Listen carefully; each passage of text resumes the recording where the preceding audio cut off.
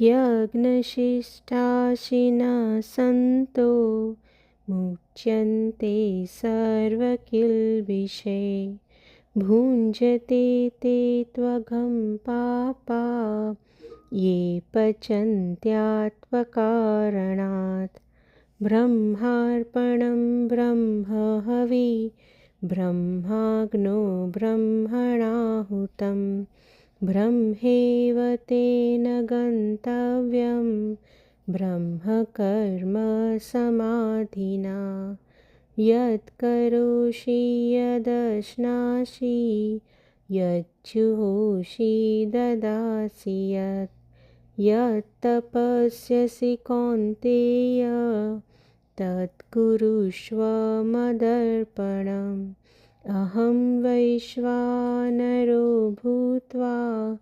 प्राणिनां देहमाश्रितः प्राणापानसमायुक्तः